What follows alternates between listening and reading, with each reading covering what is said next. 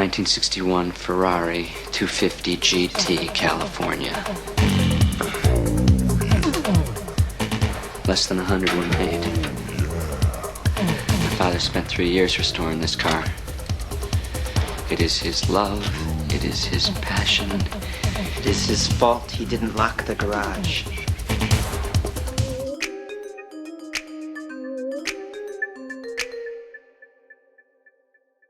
Okay, we're doing something a little bit different today. I'm throwing you a curveball. You guys are probably wondering, okay, Chris, we've seen all the oration stuff. We're tired of listening to you talk. Where's the good shit? Well, it's still kind of hard to get outside because the weather's bad. But I thought I would break out one of my 118 die casts. This is a, as you can already tell, and as you already saw in the intro, a 118 scale 1961 Ferrari 250 GT California by CMC Models. I've had this for probably a couple of years, and I'd say it's one of my favorite models that I've got. It was just one of the closest ones to me, so I decided to pull it out. I've got literally hundreds of these things. I really didn't know where to start, so I figured I'd pull out something else kind of interesting.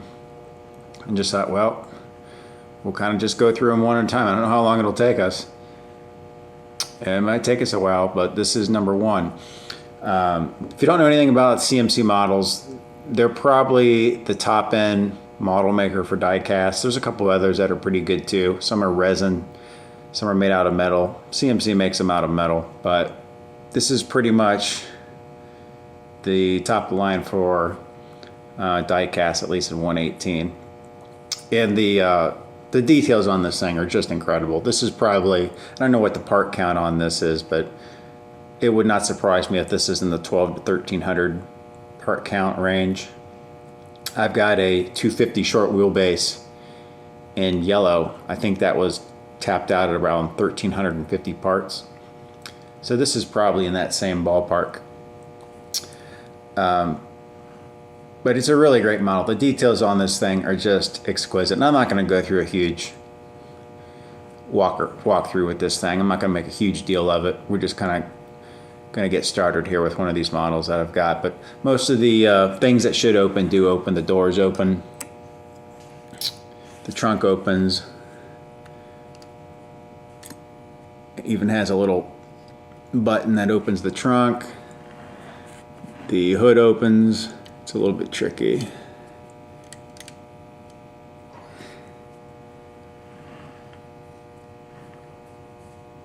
And the nice thing about these CMC models is, and I kind of run into this when I'm buying die casts, I really got to talk myself into buying a CMC model, because for one of these things you can buy at least 2 or 3 other fairly nice ones. So you know, these things are going to run $400, $450, so you can buy some nice ones for $150, $175. So I've really got to ask myself, okay, would I rather have this one than 3 other ones I'm kind of looking at? And if I really have the other 3 ones on my wish list, and this isn't really one that's kind of a must-have, then I'll pass on it. But there are some CMCs that are just too good to pass up, and this was one of them. And if you're looking for a Ferrari, if you've got the 1-to-1 to scale, this is probably the one to have. I can't imagine there are too many others that are more valuable than this one. Maybe a Nart Spider, perhaps, or one of the early Ferrari race cars. Let me see if I can grab the camera here and show you some more detailed shots. See if I can hold it steady for you. The interior, a lot of the stuff that's on the interior that should be made out of metal are metal. The things that should be made out of leather are leather, and the things that should be made out of like felt or cloth material usually are.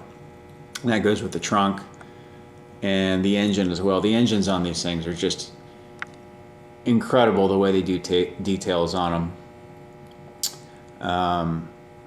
And the nice thing about these CMCs are you buy them and you ask yourself, oh man, that's a lot of money for a die cast model. It's just going to sit in your curio or whatever.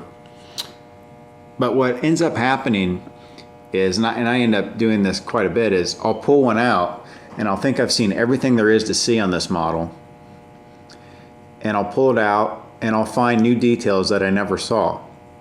And that's the nice thing about these. Every time you go back to it, there's always something new that you didn't catch the first time.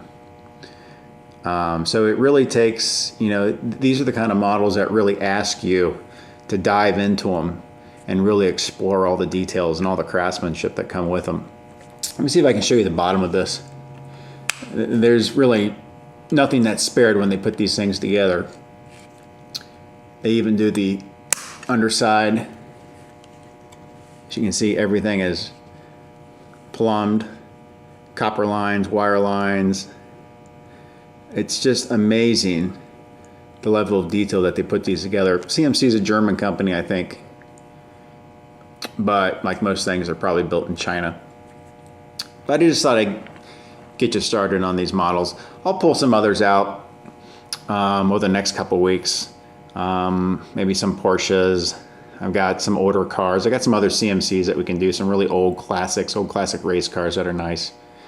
But I just want to give this a real quick overview, nothing too polished off or anything like that. If you got some particular cars that you want to see, or you want to see, you have any Lamborghinis or Maseratis or old open-wheeled race cars, Indy cars. I mean, I've got so many of these. Chances are I probably got the car you're looking for or something close to it. So if you have any requests out there, just let me know, and I'll see what I can dig up in my collection. A lot of these, I probably got a couple hundred on display, but I probably got another 100 just sitting in boxes because I've run out of room. So I don't know what to do with them. I know what to do with them. I need to buy some more curios or cabinets or something, but I just haven't gotten around to it.